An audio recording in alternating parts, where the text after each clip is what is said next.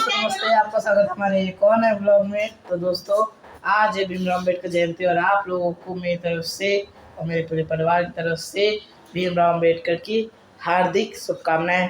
तो दोस्तों आज हमारे यहाँ होता है प्रोग्राम और मैं एकदम तैयार हूँ उड़ते उड़ते में और मैं जा रहा हूँ और वहाँ आज का ब्लॉग वहीं बनेगा। और सुबह से ब्लॉग नहीं बनाया मैंने इसीलिए, नहीं तो सुबह से ब्लॉग बनाता बहुत ज़्यादा लंबा हो जाता है दोस्तों, इसीलिए नहीं बना था। और अभी आवाज़ आ रही है थोड़ी थोड़ी यहाँ तक, आप कैमरे में पता नहीं आ रही होगी कि नहीं। तो अब दोस्तों चलते हैं और आपको वहाँ मिलते हैं। किन परिस्थितियों में उनका बचपन बीता आज स्मरण करने पर आंखों से आंसू आ जाते हैं। अंग्रेजों का जमाना था, रूल के उनकी पॉलिसी के अंतर्गत जातिगत भेदभाव से बिल्कुल भरा हुआ था। ऐसे समय में बाबा साहब का जन्म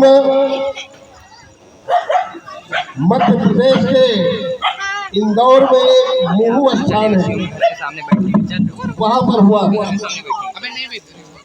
बाबा साहब के पिता रामजी राव उस समय सेना में सूबेदार थे। महू में एक बहुत बड़ी छावनी है। महू का शाब्दिक अर्थ होता है MHOW, military headquarter of war. हमारे साथ केएल सिंह जी आए हैं, ये सेना में थे। ये बहुत दिन तक वहाँ महू में भी रहे सेना में।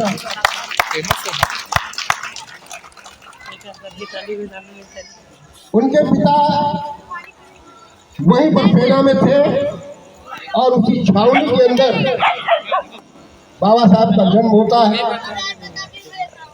वास्तव में उनका जो मूल आवास था पैतृक गांव महाराष्ट्र में एक रत्नागिरी जिले में एक अम्बेडकर नाम का गांव है।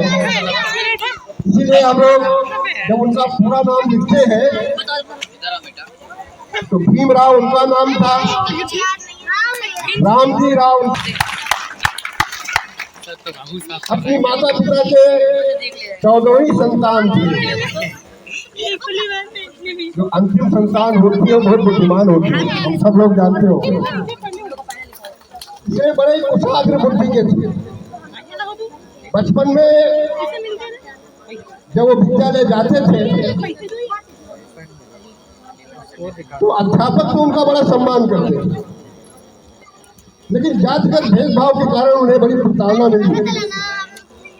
लेकिन इसके बाद उनकी बुद्धि को देखते हुए समाज में ऐसे लोगों की कमी नहीं है जो किसी के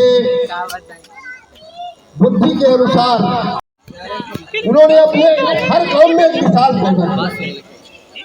भारत आजाद हुआ तो उन्हें काम मिला। एक 299 लोगों की समिति बनी जिसको संविधान समिति कहा जाता था, लेकिन उसमें से 10 लोगों को छांटकर संविधान का प्रारूप बनाने का काम सौंपा गया। उसमें से 7 लोगों में कुछ बाबा साहब को उसका संयोजक बनाया गया, अध्यक्ष बनाया गया। दोस्तों यहाँ इतना अच्छा चल रहा है और सब अच्छे विचार बोल रहे हैं अपने, लेकिन यहाँ देखिए दो छछुन्नरों को, यहाँ देखिए दोनों इसी सब में मजा ले रहे हैं, इसी सब में मजा ले रहे हैं दोनों छछुन्नर। देखिए एक गुलशन है, कितने चमक रहे हैं। और ये दोनों भारतीय जनता पार्टी ही एक ऐसी पार्टी है जो आपके मान सम्मान और स्वाभिमान की रक्षा के लिए 24 घंटे खड़ी रहती है, बिना भेदभाव, बिना अपने पराये के आखिरी पायदान पर खड़े हुए हर व्यक्ति को लाभ पहुंचाने का कार्य भारतीय जनता पार्टी करती है।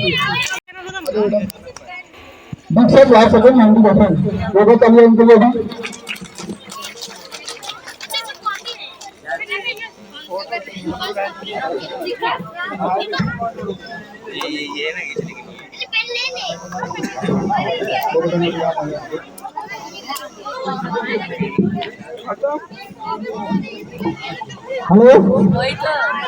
आप लोग आए इसकी बहुत बहुत धन्यवाद।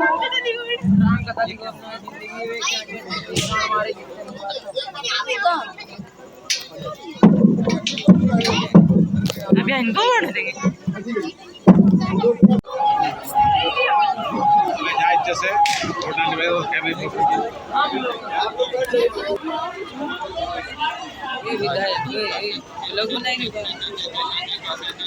दोस्तों ये जा रहे हैं अब जो आए थे हमारे चीफ गेस्ट, और मतलब कि बहुत पहचान है इनकी यार, क्या बोले, इधर के एक मंत्री मान लीजिए ऐसे हैं।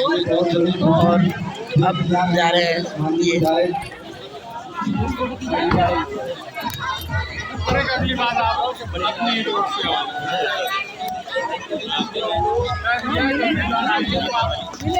अब गए हैं तेरहवें अब गए हैं। तो दोस्तों अभी हमारा वो हो चुका है, और मतलब कि सारा प्रोग्राम हो चुका है, खाना वाना खा लिए हैं।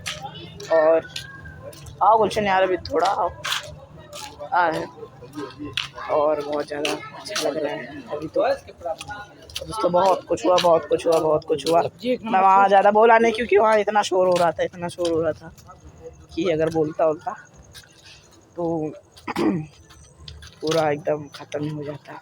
और दोस्तों क्या कहते हैं, बहुत ज़्यादा ही वहाँ पे वो हुआ, क्या कहते हैं, अच्छा लगा। और हमारे क्या कहते हैं विधायक तो नहीं, मंत्री आए थे और बहुत कुछ अच्छा बोला जो आपने पहले देखा।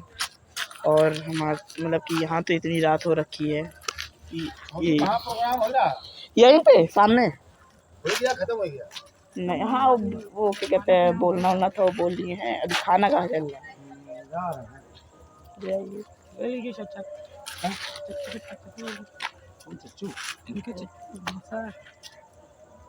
दोस्तों मैं घर पहुंच चुका हूँ और बहुत मज़ा आया, जैसे अभी बताया मैंने रोड पे।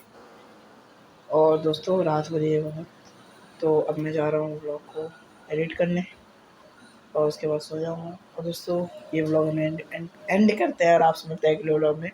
तब तक के लिए बाय बाय।